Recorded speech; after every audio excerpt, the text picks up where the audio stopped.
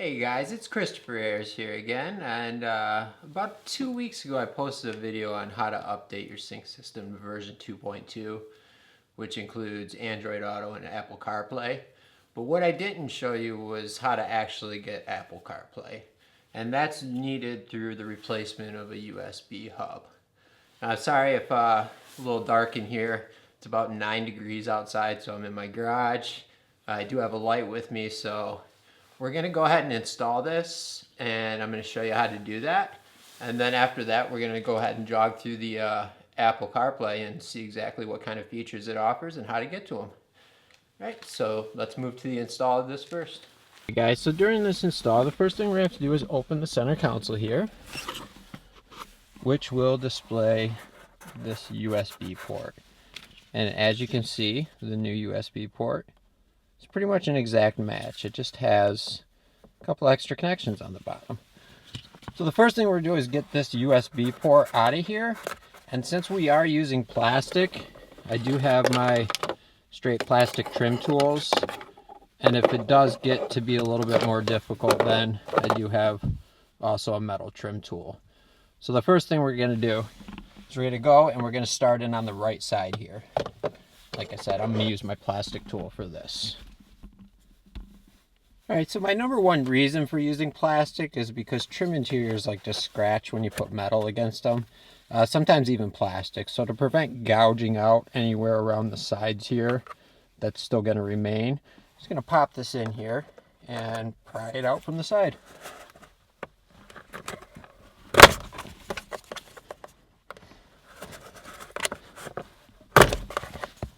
Which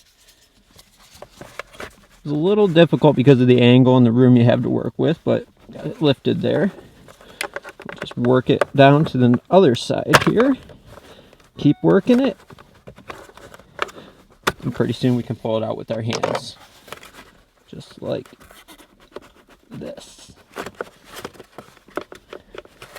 So now we got this pulled out, we're going to move to connecting the other one. Now I do want to make note, once you get it out, you're going to see 3 connections at the bottom. They're really tight, so make sure when you disconnect them from the original module that you don't let them fall back in. But they're all just snap clip connections, easy to take off, easy to put back in.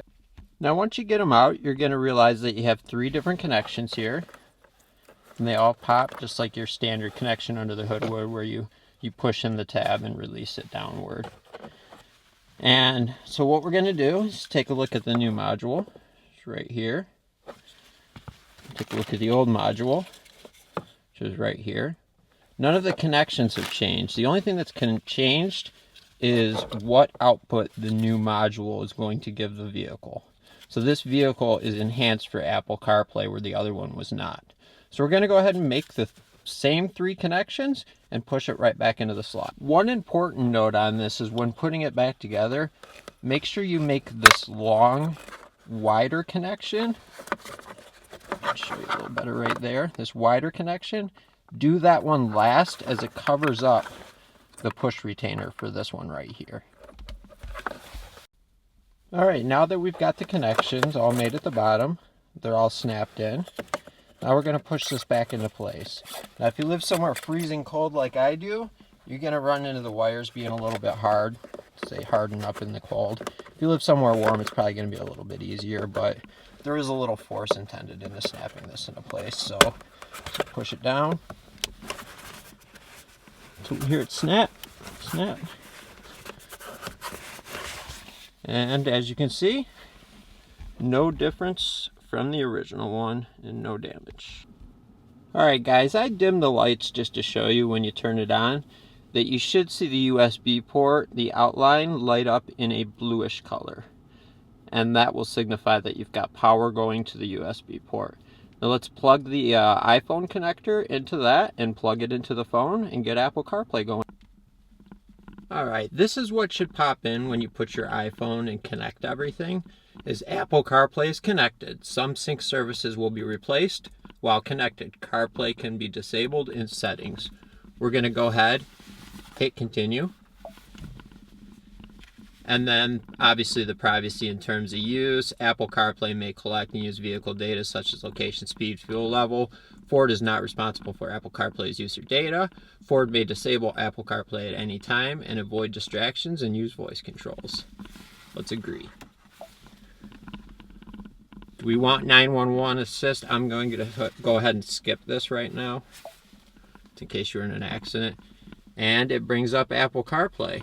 Now, as you can see, we have our Wi-Fi signal of our phone, LTE connectivity, the time, obviously the phone app, the music app, maps, messages, now playing, sync, podcasts, and audiobooks, and the iPhone button, which is displayed right here at the bottom.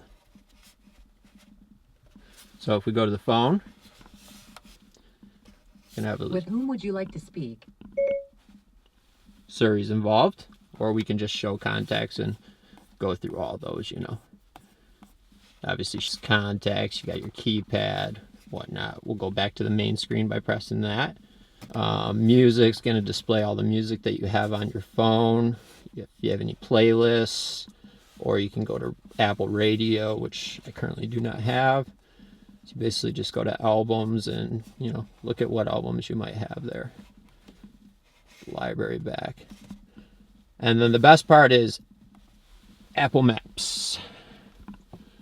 So Apple Maps is, I'd say, on par, if not better, than navigation, which is used off of your iPhone, the GPS on your iPhone. Be careful to know that it is using your phone's data to do this instead of the car's designated stored maps, but that'll load up and basically show you everywhere.